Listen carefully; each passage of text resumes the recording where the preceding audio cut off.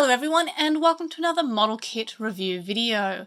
This time I'm going to be looking at the MetalGarurumon BlackVer and the Blackwall Greymon Figurized Standard Amplified kits, and as you can see I've also brought back the Figurized Standard Amplified Wargreymon and MetalGarurumon regular ones just to see what the differences are. So first of all we can see that the Blackwall Greymon has these really cool Dramon Killer additional accessories which are super duper neat and I'm a big fan of them, but overall it's more or less the same kit but with these cool accessories. Now you can also obviously take these off and have the shield on there, or you can take this part of the arm off and then attach it there for like a I can't remember, I think it's Terror Destroyer is the attack name, so that's pretty cool, but overall it's more or less the same except with super cool additional attack weapons there, which didn't exist for the regular Wargreymon model kit. The same complaints that I made, that fell off, apply for this one as they do for the regular one, so the, I'm just gonna move him slightly, just the chest and the waist just feels a little bit loose here, just a little bit loose, just because it does allow for that mobility, and of course the leg fell off. So it's more or less the same as the regular one, but with these really cool accessories. However, these kind of don't stay on very securely. I find that they fall off at basically the drop of a hat. They kind of go into these little holes on the side here with these little sticky outy bits, so these poles fit in these tiny holes here, but they just feel a little bit loose, like the holes are a little bit too wide for the size of these plastic poles, and yeah, they fall out fairly easy. You kind of have to push them in and then hope you get the angle right so it's a little bit secure, but yeah, so that's kind of annoying. They don't fit in super well there, and do they even fit on this side? Yes, they have the same holes on the regular one, so you could probably put it on the regular one as well. So I guess they're just working with things they already had. So there we are, we have Wargreymon with his Dramon Killer attack, like the Blackwall Greymon has. So, but again, it falls off fairly easily. So they more or less just use the same kit but with different colours, but with these additional fairly cool attacks, which I don't believe were in the regular version. But I like that. I like that they actually added something to the kit. I'm just going to leave that off because apparently I need to have it without the camera in the way. We do have the back here, which is just plain black, which, as far as I recall, is the design of Blackwall Greymon. He doesn't have any lit up symbols here, and because of that we actually have allowed for a little bit of there's a little bit of a gap between each of these, which kind of, and it falls off. That's another thing, I feel like this model kit falls apart more than all the other model kits with me just kind of rotating it around, and it makes sense the shield would come off because that part does come off to be moved to the arm. But yeah, so we can see that the since there's no stickers there like we have on the regular Wargreymon, it actually just shines through with that clear plastic behind it, which is fairly cool. It's a nice effect, and of course we can also spread out these wings like so, and that looks fairly cool too. I'm a big fan of that. I like this wing probably more than the wings that we have on the Omegamon X antibody and the Dukemon figures, where they're just kind of plastic wings. Like, I prefer these wings that are actually not just plastic paper, that feel more like the stickers.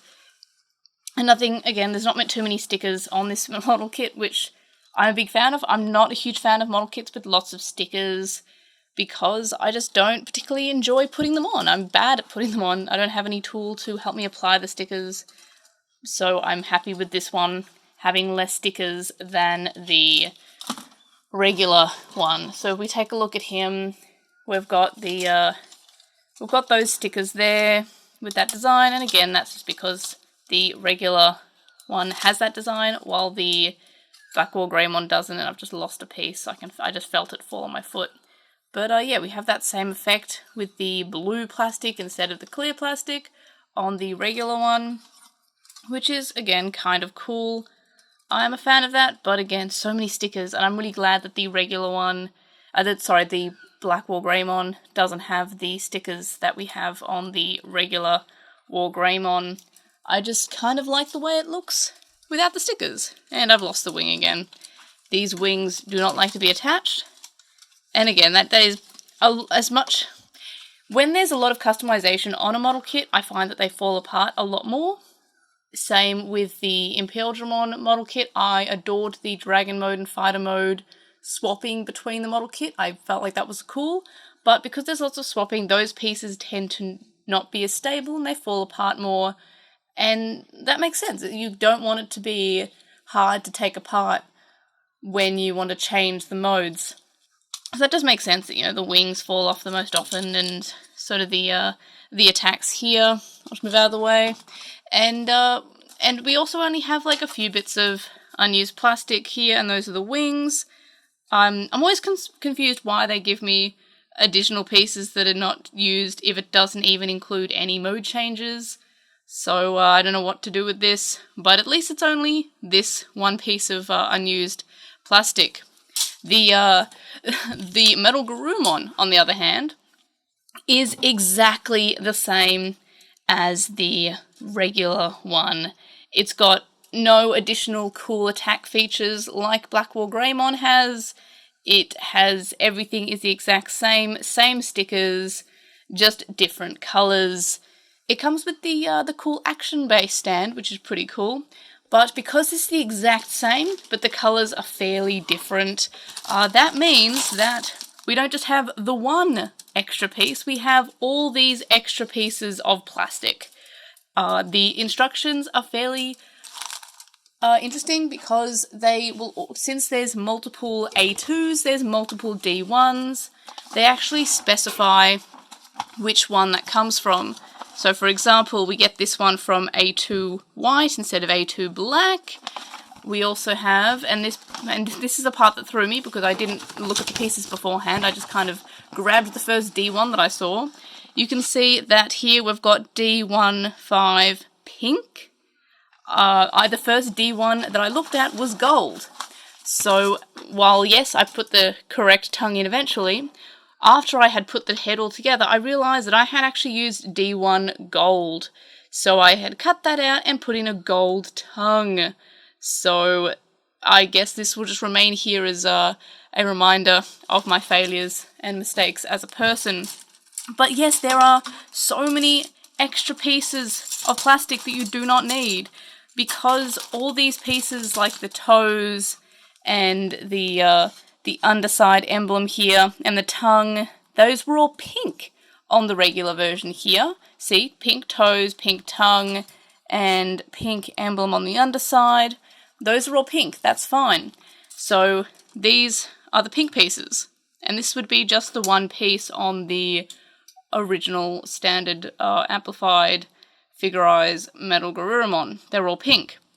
However, because these toes are white, the emblem's gold, we also have the white one, which we have a white tongue and white emblem on, and then we have the gold one with gold toes, gold tongue, which I removed, and the emblem that we used, and then there's the worst offender, the pink one, which we only have one thing that's pink, and that's the tongue. And honestly, I wish they could have done something more like they did with A1, where they have multiple different colours. We've got a white, we've got a slightly off-white, we've got a red, and we've got the glittery gold, sort of yellow pea colour for the wings. I wish they did something more like this for D1. It would have made more sense than just having all this wasted plastic for, again, we only have one thing that's pink. Why couldn't it just be on A1? It's very lazy. It's like they absolutely just printed off everything was the same with the normal MetalGarurumon. They just printed everything else the same, except they just changed the colour slightly, and printed off 3 different D1s. So that was like my biggest complaint about this figure. I felt like there's a lot of leftover plastic. Here is A2, because a lot of the other A2 pieces are black. They actually also give you 2 sheets of A2 that are black, and then the one standard A2.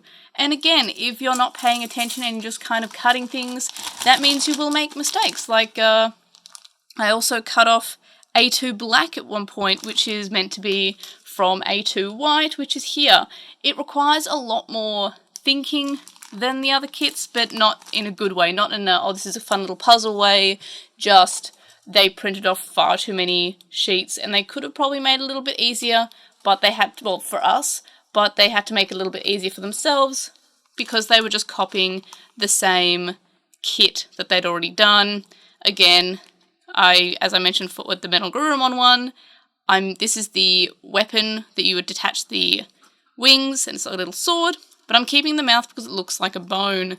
Also, something I mentioned in that video was I didn't put the 01 on because it wasn't in the instructions. Same applies for the MetalGarurumon black version. They didn't include how to put, like, where to put that on the instructions, so I just put it on after. And it doesn't actually look that bad. You can barely see that it's a sticker. It actually just looks painted on, so that sticker looks really good, I think. But otherwise, would I recommend getting this figure? Yeah, it looks good, but you could probably do a better job of just buying an extra one of these and painting it. This was premium Bandai, so it was a bit more expensive than the normal one, and for no reason. It is the exact same, and there's nothing else to do with these leftover plastic bits. As I mentioned, the additional action-based thing is nice. Now I have 2 of those, one from the MetalGarurumon normal and one from the black version of it. As for the Blackwall Greymon, this one is a little bit more worth it. It's, yes, premium Bandai still, but because it comes with those extra attacks, it makes it seem a little bit more worth it. So that one seems more worth it being a premium Bandai product. The MetalGarurumon Black Fur, less so. But in any case, that was the model kit for this month. Next month will be Magnamon. Mine hasn't arrived yet. I'm waiting for something else to arrive at HobbyLink Japan, but it will arrive by the end of the month, so let's have that for our build for May. And somehow we're already in May. So, did you build this metal kit for this month, or did you build it in general? What were your thoughts about either of these two? Let me know in the comments. Like this video if you thought it was interesting enough, or you like the model kits. Subscribe if you haven't already. And of course, I'll see you in the next video. Bye!